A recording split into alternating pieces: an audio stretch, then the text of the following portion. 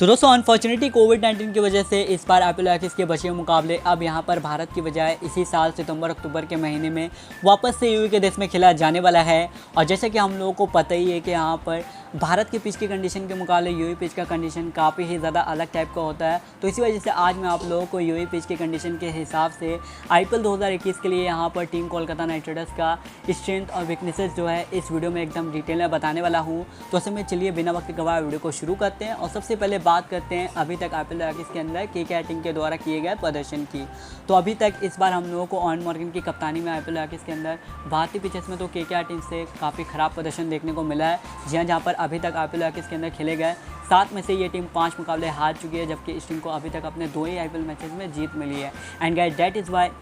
IPL ICC के points table में भी इस समय केकेआर की टीम नंबर 7 की पोजीशन में मौजूद है। और इसी वजह से गाइस अब यहाँ पर ऑलमोस्ट आने वाले आईपीएल आईसीसी के सभी मुकाबले इस बार यूएई में केकेआर टीम के लिए एक बहुत ही इंपॉर्टेंट मुकाबले भी होने वाले हैं। क्योंकि दोस्तों अगर कोलकाता की टीम को इस साल यहाँ से प्लेऑफ्स की रेस में बने रहना है तो फिर अब इस टीम को अपने आने वाले 7 में से इस बार कम से कम 6 मुकाबले तो किसी भी हाल में जीतने ही पड़ेंगे, तभी ये टीम इस बार आईपीएल आईसीसी के प्लेऑफ्स की रेस में क्वालिफाई कर पाएगी। अदरवाइज ये टीम इस साल के प्लेऑफ्स की रेस से बाहर हो सकती है। तो समय चलिए यहाँ पर हम लोग फाइनली आगे बढ़ते हैं और सबसे पहले बात करते हैं इस टीम की सबसे पहले स्ट्रेंथ यानी कि इस टीम के सबसे पहले मजबूत पक्ष के बारे में। और गाइस वो है इस समय केकेआर के स्क्वाड में स्ट्रॉन्ग बैकअप प्लस का ऑप्शन मौजूद होना। जी दोस्तों, अगर हम लोग केकेआर टीम के बारे में बात करें तो पिछले साल इस टीम के पास इनके की प्लेयर्स यानी कि रसल का कोई भी बैकअप खिलाड़ी का ऑप्शन इनके स्क्वाड में मौजूद नहीं था, जिस वजह से पिछले साल आईपीएल 20 के दौरान यूएई में केकेआर टीम को जो है काफ़ी ज़्यादा मुश्किलात का सामना भी करना पड़ा था। लेकिन दोस्तों फाइनली इस साल के ऑक्शन से केकेआर ने अपनी टीम की कमी को दूर कर चुके हैं। और इस साल के ऑक्शन के बाद इस समय केकेआर के स्क्वाड में सिर्फ रसल का बैकअप ही नहीं बल्कि रसल के साथ साथ और भी कई सारे खिलाड़ियों का बैकअप ऑप्शन भी मौजूद है। जी दोस्तों, एग्जांपल के तौर पर सपोज मान लीजिए कि अगर बाय चांस इस बार मॉर्गन और कमिंस अगर यहाँ पर आईपीएल आईसीसी का सेकंड फेज पूरी तरीके से मिस करते हैं, तब ऐसे कंडीशन में इस बार इन 2 खिलाड़ियों की गैर मौजूदगी में कोलकाता की टीम चाहे तो सिपर्ट और लॉकी फर्ग्यूसन को भी इस बार अपने प्लेइंग लाइन में खिला सकती है। तो वहीं दोस्तों इसके अलावा इस बार के ऑप्शन से भी कोलकाता की टीम ने यहाँ पर रसल, नरीन, कार्तिक और गिल जैसे खिलाड़ियों के बैकअप के लिए इस बार के ऑप्शन से इस टीम ने जो है Ben cutting, Shakib, Sheldon Jackson और यहाँ पर करुण नायर जैसे खिलाड़ियों को एज अ बैकअप प्लेयर अपने स्क्वाड में शामिल कर चुके हैं।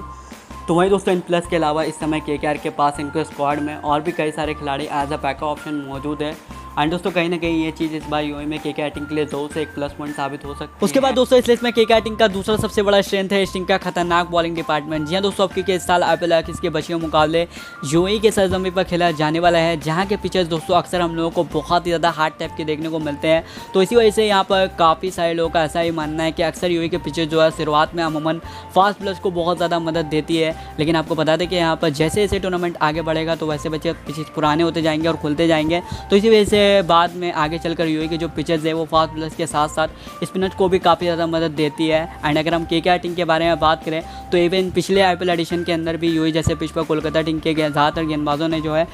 केकेआर के लिए काफ़ी अच्छा गेंदबाजी परफॉर्मेंस हम लोगों को करके दिखाए थे। तो इसी वजह से कहीं ना कहीं पिछले साल की तरह इस बार भी यूएई में केकेआर को अपने गेंदबाजों से कुछ उसी तरह की बढ़िया परफॉर्मेंस की उम्मीद होगी। इसके अलावा अगर हम लोग ओवरऑल यहाँ पर केकेआर टीम के बॉलिंग डिपार्टमेंट के ऊपर एक नज़र डालें तो कहीं ना कहीं पिछले साल की तरह इस साल भी यूएई पिच के हिसाब से केकेआर टीम का हम लोगों को बॉलिंग डिपार्टमेंट जो है काफ़ी ही ज़्यादा बैलेंस और अच्छा नज़र आ रहा है। क्योंकि इस बार भी केकेआर के पास फास्ट बॉलर के रूप में कमिंस, फर्गसन, एंड्रे रसल, इनके अलावा इंडियन फास्ट बॉलर के रूप में इस समय केकेआर के पास नागरकोटी, मावी और वैभव अरोड़ा जैसे और भी कई सारे युवा तेज गेंदबाज के विकल्प मौजूद है। तो वहीं दोस्तों फास्ट बॉलर के अलावा इस समय केकेआर के पास स्पिनर के रूप में हरभजन, वरुण, कुलदीप, नरीन और शाकिब जैसे 4 से 5 क्वालिटी स्पिनर्स भी मौजूद है। हालांकि आपको ये बता दें कि रिपोर्ट ऐसी भी है कि इस बार शायद कमिंस और यहाँ पर शाकिब जो है आईपीएल आईसीसी का सेकंड फेज पूरी तरीके से मिस भी कर सकते हैं। तो ऐसे में इस समय केकेआर के सामने जो सबसे बड़ा सवाल यही है कि आखिर इस बार कोलकाता की टीम कमिंस और शाकिब की गैर मौजूदगी में किसको अपने प्लेइंग लाइन में खिलाएगी।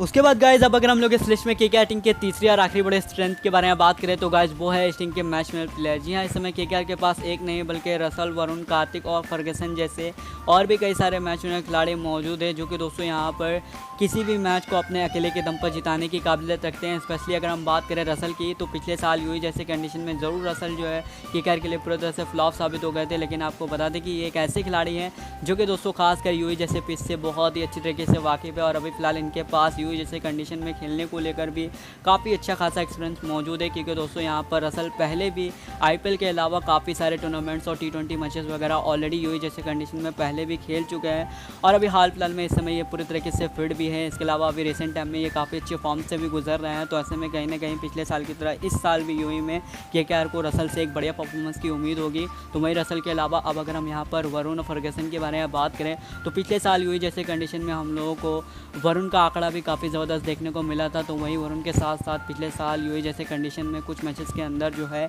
गेंद के साथ फर्गसन ने भी केकेआर के लिए काफ़ी अच्छा प्रदर्शन किया था। And guys that is why कहीं ना कहीं इस साल वरुण और फर्गसन भी यूवी जैसे पिच पे केकेआर टीम के लिए एक ट्रम्प कार्ड साबित हो सकते हैं। तो गाइस ये तो थी यूवी पिच के हिसाब से आईपीएल 2021 के लिए केकेआर टीम की स्ट्रेंथ यानी कि इस टीम का मजबूत पक्ष। ऐसे में अब अगर हम लोग यहाँ पर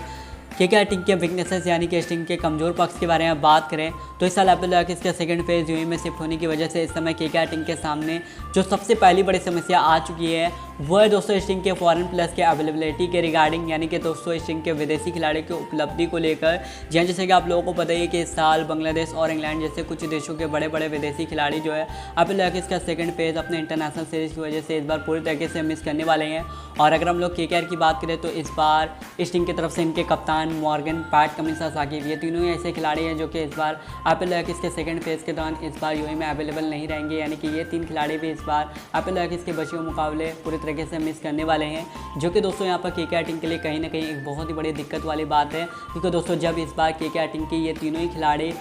आईपीएल 2021 के दौरान केकेआर टीम को छोड़कर जाएंगे तब उस समय केकेआर टीम के लिए एक बहुत ही बड़ी प्रॉब्लम यहाँ पर खड़ी हो जाएगी। क्योंकि दोस्तों स्पेशली इस बार ऑन मॉर्गन के टीम से जाने के बाद इस साल सीजन के बीच में फिर से जो है यूवी में केकेआर टीम को अपना कप्तान भी बदलना पड़ेगा। तो ऐसे में दोस्तों कहीं ना कहीं इस समय केकेआर टीम के सामने जो सबसे बड़ा सवाल है वो यही है कि आखिर इस बार ऑन मॉर्गन की गैर मौजूदगी में कोलकाता की टीम किस खिलाड़ी को इस साल आईपीएल 2021 के अंदर यूवी के लिए अपना नया कप्तान बनाएगी। कहीं ना कहीं दोस्तों ये देखने लायक बात होगी। वैसे आपको क्या लगता है इस साल ऑन मॉर्गन की जगह पर कोलकाता की टीम को किस खिलाड़ी को अपना नया कप्तान आईपीएल 2021 के लिए इस बार बनाना चाहिए? तो फिर इस बारे में आप अपनी राय हमें कमेंट करके बताओ। दोस्तों अब अगर हम लोग इस लिस्ट के आखिर में केकेआर टीम के सबसे आखिरी वीकनेस के बारे में बात करें तो गाइस वो है इस टीम के बॉलिंग डिपार्टमेंट में भारतीय अनुभवी तेज गेंदबाज की कमी। जी हाँ दोस्तों, नो डाउट इस बार यूवी पिच के हिसाब से आने वाले आईपीएल 2021 के मैचेस के लिए केकेआर टीम का बॉलिंग डिपार्टमेंट हम लोगों को बहुत ही अच्छा नज़र आ रहा है। लेकिन अगर आप लोग यहाँ पर केकेआर टीम के खासकर भारतीय गेंदबाजी लाइनअप को ध्यान से देखोगे तो इस समय केकेआर के पास